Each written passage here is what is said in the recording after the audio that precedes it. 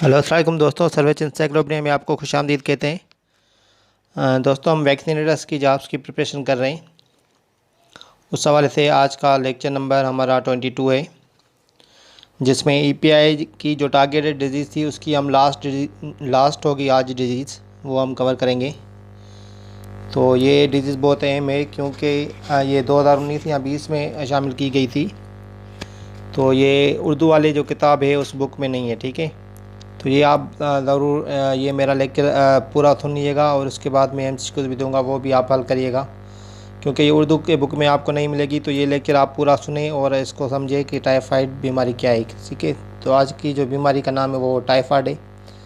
उससे पहले अगर मेरे चैनल सर्वेच इंसाइक्लोपीडिया को सब्सक्राइब नहीं किया तो आप सब्सक्राइब कर लें, ताकि मेरी जो भी वीडियो मैं बनाऊँ आपके पास पहुँच सके। तो आइए चलते हैं लेक्चर की तरफ।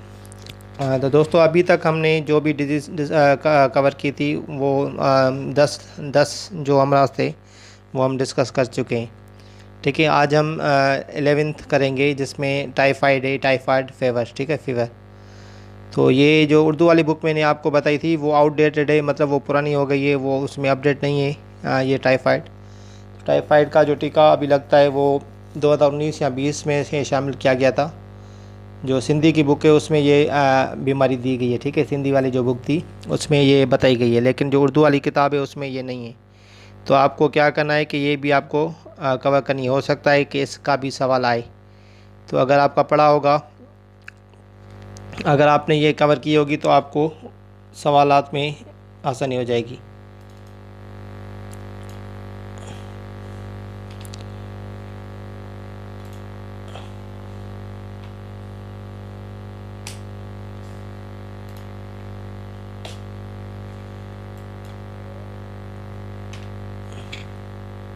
तो दोस्तों, ये देखें,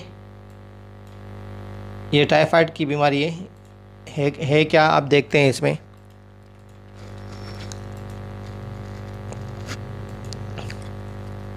typhoid fever is caused by bacterium called salmonella typhi, ठीक है। मैंने आपको बताया था कि कोई भी बीमारी हो, या तो बैक्टीरिया से होगी, या तो फंगस से होगी, या तो वायरस से होगी। जो भी अभी तक हम पढ़ के आए हैं, तो वायरस और बैक्टीरिया की सारी बीमारियाँ पढ़ के आए हैं, ठीक है।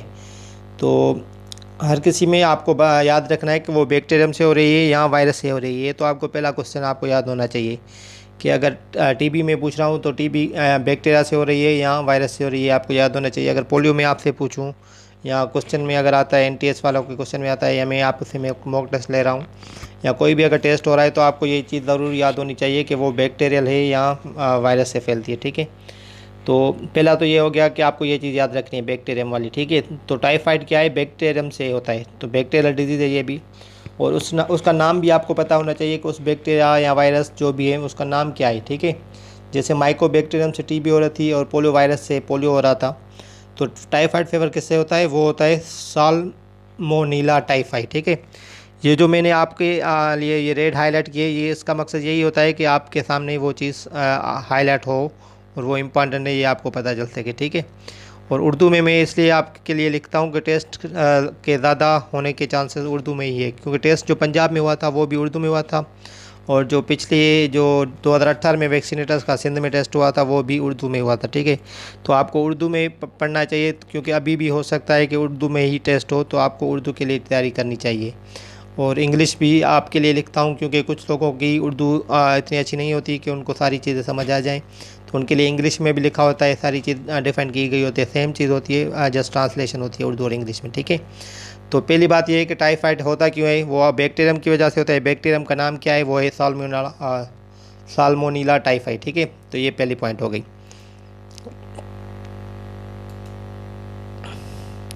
तो इसके बाद जो दूसरी पॉइंट है उसमें बता रहा है कि स्प्रेड कैसा होता है, ठीक है। तो मैं आपको बता रहा हूँ, typhoid fever is a bacterial infection that can spread through out the body affecting many organs without prompt treatment. It can cause serious complications and can be lethal. तो ये टाइफाइड के बारे में बता रहा है कि ये एक बैक्टीरियल इन्फेक्शन है, ठीक है। वो पूरी बॉडी में फैल सकता है, बॉडी के जो भी एज़ा ऑर्गन्स है उसमें फैल सकता है, और ये संगीन पेचीदगियाँ पैदा कर सकता है और मोहलक भी हो सकता है, मतलब इससे मौत भी वाक़ई हो सकती है अगर इसकी ट्रीटमेंट नहीं की जाए या उससे प्रिवेंट नहीं किया जाए, ठीक है। तो ये दोनों पॉइंट्स अहम थी। इसके बाद देखते हैं क्या है कि स्प्रेड कैसे होता है, वो बताएगा अभी। How is typhoid fever spread, ठीक है, टाइफाइड बुखार कैसे फैलता है, दूसरी हम स्लाइड में देखेंगे। तो typhoid fever is highly contagious. Contagious क्या होती है, बीमारी जो एक बंदे से अगर किसी मरीज़ को लग गई है कोई बीमारी तो किसी और में फैल जाती है, ये कंटेजियस होती है, ठीक है। An infected person can pass the bacteria out of their body in their पू और less common in their P. तो इसका क्या मकसद है कि फजला या जो आप पेशाब वगैरह करते हैं तो उसके थ्रू ये मुंतकिल हो सकती है, ठीक है। अगर किसी मरीज़ को ये बीमारी पहले लगी हुई है तो उसको पाक खाने में ये बीमारी किसी और को, अगर जैसे मक्खियाँ वगैरह होती है या मच्छर होते हैं तो वो गंदगी पे बैठते हैं, फिर किसी को काटते हैं या खाने पीने की चीज़ों पे बैठते हैं तो उसके थ्रू ये मुंतकिल हो सकती है, ठीक है। तो आपको सफाई का हर चीज़ में ख्याल रखना चाहिए। ये बहुत सारी बीमारियाँ ऐसी होती है जो कि सफाई ना होने पे ऐसे फैलती हैं। अगर आप अपने हाथ से धोकर खाना खाते हैं, खाना वगैरह खाते हैं, या आप खाना अगर कोई पका रही है, कोई लेडी है, तो उसको अगर हाथ सही से साबुन से धो के अगर वो खाना पका रही है तो फिर सेफ़ है, ठीक है। लेकिन कुछ लोग ऐसे होते हैं वो सैनिटेशन का ख्याल नहीं करते, वो साफ़ सफाई का, तो इससे बीमारियाँ पकड़ने का बहुत से चांसेस होते हैं, क्योंकि वो बैक्टीरियल या वायरस जो भी होते हैं ये वो गंदगियों पे बैठते हैं, ठीक है। तो आपको सफाई का बहुत ख्याल रखना चाहिए। तो ये भी टाइफाइड बीमारी है, अगर सफाई साफ़ सुथरी नहीं होगी, सैनिटेशन नहीं होगी तो टाइफाइड फैलने के बहुत से चांसेस होते हैं। तो affected people can catch the infection by consuming food और वाटर कंटामिनेटेड विद बैक्टीरिया। सही है, मैंने जो बात की कि अगर वो फूड होगा या वाटर होगा वो कंटामिनेटेड, उसमें बैक्टीरिया होगा ऑलरेडी, कहीं से आया होगा उस फूड में या पानी में, और अगर वो कोई बंदा वो पी ले जिसको वो नहीं है इन्फेक्शन तो उसको हो सकता है, ठीक है। This usually spread due to poor sanitation and hygiene. मैंने जैसे आपको बताई कि सफाई अगर नहीं होगी तो वो हो सकती है। मर्ज़ बच्चों में आम है जो कि आलूदा खाने और पानी के ज़रिए फैल सकता है, ठीक है, सेम चीज़। तो साफ़ सुथराई इसमें बहुत है। अगर गंदगी वाला खाना या कोई गंदा पानी पिएगा जिसमें बैक्टीरियल इन्फेक्शन होगा, साल्मोनेला जो है, तो उससे फैल सकता है टाइफाइड। तो ये कुछ अलामत है, ये आपको याद होनी चाहिए। मेन जो अलामत है उसमें तेज़ बुखार होता है, सर दर्द होता है, पेट में दर्द होता है, कब्ज़ या इसहाल होता है, ठीक है, और कमज़ोरी होती है, खांसी होती है, भूख में कमी भी होती है, लॉस ऑफ एपेटाइट जिसको हम इंग्लिश में कहते हैं, ठीक है। तो ये कुछ अलामत है। अलामत भी कभी कभी टेस्ट में आती हैं अक्सर, तो उसमें आपको मेन चीज़ें याद करनी है। जैसे मैंने आपको बताया था मीज़ल्स में जो निशान हो जाते हैं सारी बॉडी पे, वो मेन है। और जैसे टीबी फेफड़ों पे असर करती हैं, ठीक है। तो ऐसी चीज़ें जो आपको लगे कि मैंने, वो भी आपको याद करनी पड़ेगी, ये भी टेस्ट में आते रहते हैं। तो immunization schedule of typhoid fever, जैसे मैंने आपको बताया, ये उर्दू वाली बुक में आपको नहीं मिलेगी, ये एक ही मतलब किताब में है, वो हिंदी वाले में है, लेकिन अपडेटेड बुक नहीं है वो उर्दू वाली, इसलिए उसमें नहीं है। तो एक और कार्ड भी मैंने आपके लिए आज लेके आया हूँ। कार्ड मैंने गवर्नमेंट हॉस्पिटल से लिया था, तो उसमें जो सारी वैक्सीनेशन है ना उसका शेड्यूल है, ठीक है। वो कार्ड भी मैं आपके साथ शेयर कर दूँगा, अगर कोई मुझसे लेगा या शेयर फेसबुक में या ग्रुप्स में मैं छोड़ दूँगा, ठीक है।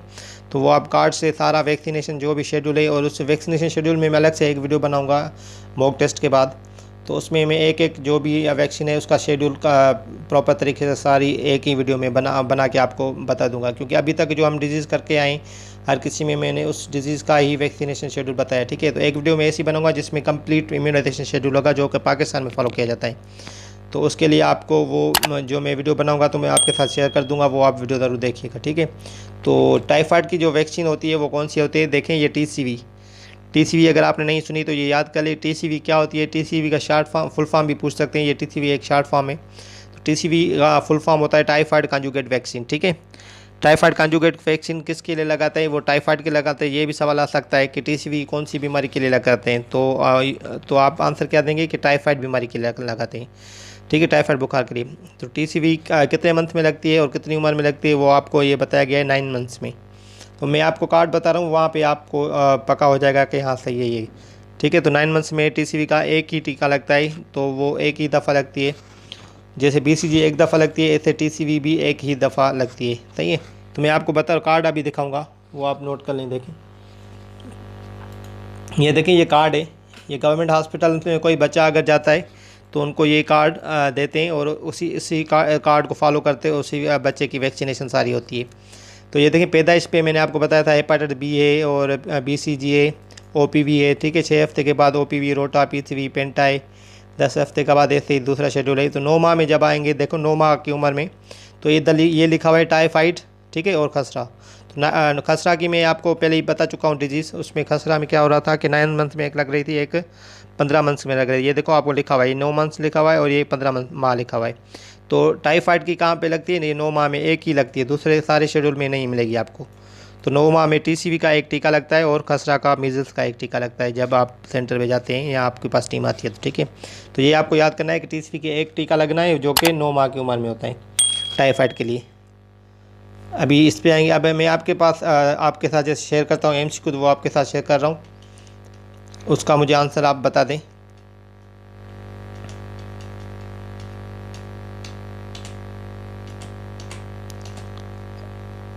तो ये आज के एमसीक्यू है आपके लिए, जो आपको मुझे आंसर में बताने हैं इसके कमेंट करके। एमसीक्यूज़ देने का मकसद सिर्फ एक ही है कि आप लेक्चर पूरा सुनें और मुझे कमेंट करके बताएं कि आपने लेक्चर पूरा सुन लिया है, ठीक है। क्योंकि अगर आप लेक्चर पूरा सुनते हैं और जब आपके पास मेरे नोट्स आएंगे तो आपको आसानी हो जाएगी वो नोट्स पढ़ने में और याद करने में। तो जब भी टेस्ट करीब आएगा और आप मेरे नोट्स को अगर अच्छे से पढ़ लेते हैं और याद कर लेते हैं, जो याद करने वाली चीज़ें हैं, अगर वो याद कर लेते हैं तो आपका वैक्सीनेशन का जो पोर्शन होगा इंशाल्लाह सही हो जाएगा। इससे पहले मैं आपके साथ आईक्यू का सेक्शन भी करा चुका हूँ, जिसमें 10 लेक्चर्स हैं, 1 से लेकर 10 लेक्चर तक। वो आईक्यू के सेक्शन के थे, जिसमें मैंने आपके साथ एक आपसे टेस्ट भी लिया था, टेस्ट आईक्यू के सेक्शन का एक। और अभी हम मॉक टेस्ट ले रहे हैं इसका वैक्सीनेशन सेक्शन का। उसके बाद इंशाल्लाह मैं वैक्सीनेशन का पोर्शन दूसरा सेक्शन स्टार्ट करूँगा, जिसमें हम सारी वैक्सीन डिस्कस करेंगे, जो भी उनकी मेन पॉइंट्स होगी, ठीक है। तो आज के एमसीक्यू थे, ये मुझे आंसर करके बताएं कमेंट में। तो पहला क्वेश्चन है, टाइफाइड बुखार से बचने के लिए कितनी खुराक दी जाती है? 1, 2, 3 या 4 डोजेज दिए जाते हैं, आपको बताने कितने डोज दिए जाते हैं। और टीसीवी की पहली खुराक कब दी जाती है, ये आपको आंसर बताना है, ठीक है। ये 2 क्वेश्चन हैं आपके लिए एमसीक्यूज़। और मेरा चैनल अगर आपने सर्वेच एनसाइक्लोपीडिया सब्सक्राइब नहीं किया तो सब्सक्राइब कर लें। मेरा फेसबुक का पेज है, वो भी आप लाइक कर सकते हैं। अगर आपको एमसीक्यूज़ या नोट्स वगैरह चाहिए होते हैं, मैं वहाँ पे रेगुलरली अपडेट करता रहता हूँ सारी चीज़ें। तो आप अपना ख्याल रखें, मेरे चैनल सर्वेच एनसाइक्लोपीडिया सब्सक्राइब करें। शुक्रिया, अल्लाह हाफ़िज़।